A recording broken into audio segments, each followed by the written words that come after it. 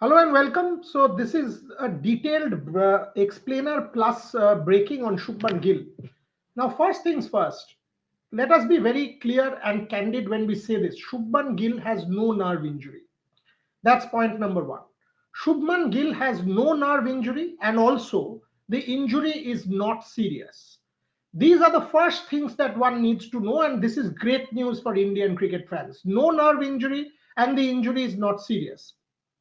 Had there been a nerve injury, Shubman Gill would have taken far longer and it would have been impossible to predict by when he will be able to come back. That's essential that you keep in mind. Then the next follow-up question automatically is, then why is it taking so much time? Why is it taking time that he will not be able to play the ODI series against South Africa? Why is it that he did not play the second test? If it's not serious, why will he not play the ODIs? What is the problem?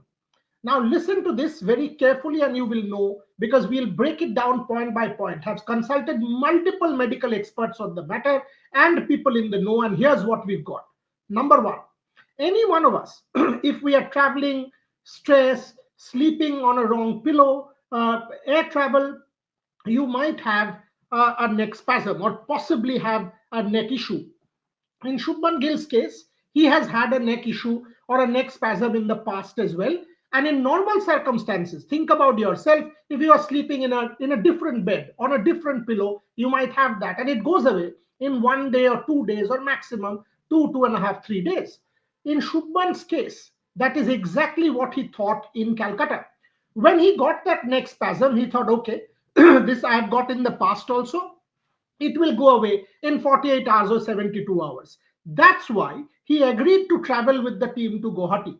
Now, here's the interesting bit. If it doesn't go away in 48 hours or 72 maximum, then it might take 15 days to 20 days in normal circumstances with pure rest. Now, listen to this carefully. If you have a neck spasm which has not gone away in 2 days, max 3, it might take 15 to 20 days to completely go away with proper rest. And yes, it does go away with proper rest. If you rest up, if you completely rest that area, it will go away in 15 to 20 days for every person, you, me, anyone. In the case of a high performing athlete, as is Shubman Gill, he doesn't have the 15 or 20 days. He doesn't have that kind of time to completely rest up and let it heal on its own. Here comes the next part. Now, if you do not have 15 to 20 days at your disposal, what do you do to hasten the process of recovery?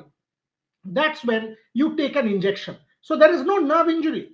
There is no external nerve injury or anything like that that one needs to worry about. His MRI and his scans evidently show, and one can tell you this, that his MRI and scans evidently show there's no problem, but he still was, administered an injection because that injection will now hasten the process of recovery from 15 days or 20 days to much lesser. What happens with the injection?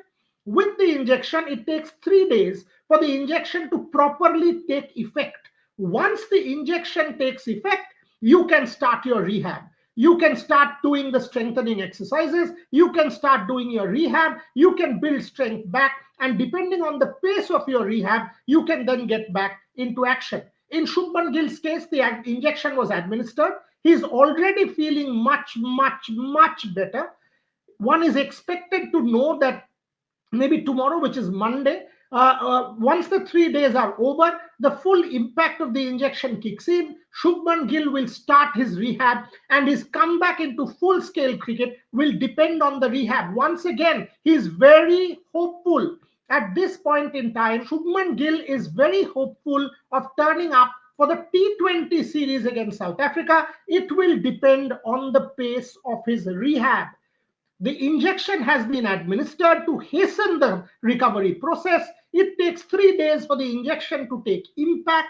Once the impact is done, Shubman Gill will start his rehab, and then it depends on the pace of his rehab to see him back into full-scale cricketing action.